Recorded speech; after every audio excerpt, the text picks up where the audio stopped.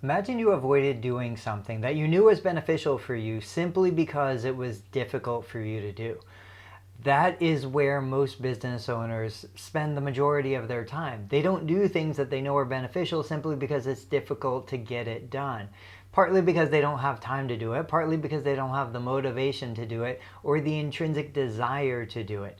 Guys, if you don't know me, my name's Tony Maritato, and in this video I want to talk about some of the challenges that new practice owners face when considering or starting a physical therapy business. So looking at the landscape, it's 2022. In fact, it's June 8th, 2022 today. We started our business April 22nd, 2002. So over 20 years ago, we started the physical therapy practice. We grew our practice to 5 clinic locations across 2 states. We had a team of clinicians. We had an admin team. We originally outsourced our billing, then brought it in-house because we realized we could do it better. We outsourced our marketing and then brought it in-house again because we realized we could do it better.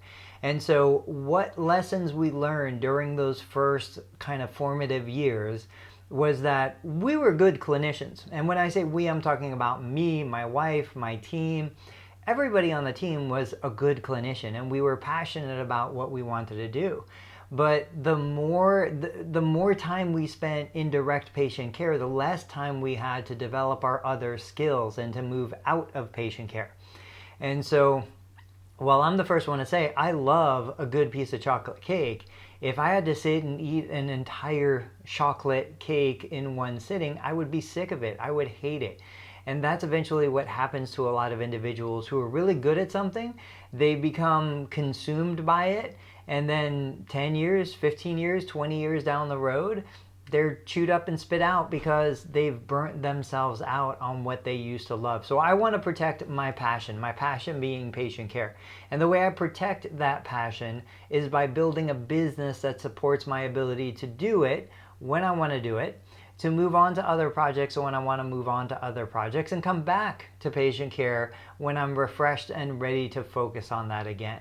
And so looking at the landscape, which is where I started this video, I think that we make the mistake of thinking, well, because clinics were successful 20 years ago using this model, they're going to be successful using that same model today. I think those models are dead.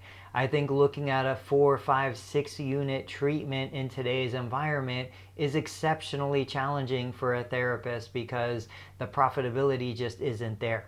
As we see MPPR roll out across other third-party payers, not just Medicare, we see declining reimbursement, we see increasing regulation, we see the cost to deliver a service rising, while the reimbursement for that service declining. We need to find alternative and new strategies. So I want to give you guys an actionable item like today, walking away from this video, as a thank you for listening to me ramble a little bit. And what I'm going to do is I'm going to say, look at your business, but not just from, it being a vehicle for you to do what you do best or do what you love. Look at your business from the perspective of, is it a profitable business? What is the profit model? Does that profit model have scalability to the levels that you're looking for? There's a big difference between a therapist who wants a net $250,000 a year in profit versus a therapist who wants to net $1 million a year in profit. So everything is relative. Look at the structure and the profitability of the business that you currently have and where you want it to go, and ask yourself if you have the profit potential within what you're doing, so that if in 5 years, if in 10 years, 15 years, 20 years, you maybe don't want to treat patients all day long, can you step aside, either replace yourself with another clinician, or can you productize the service you deliver so that you can continue to generate a substantial amount of your income from your knowledge and your expertise and your experience and everything that you bring to the table, without it requiring you being the specific person actually delivering the service. So guys, I would love to hear what that little drill, kind of where it takes you, what you learn from it, if anything. Post it in the comments below, and I'll catch you on the next video.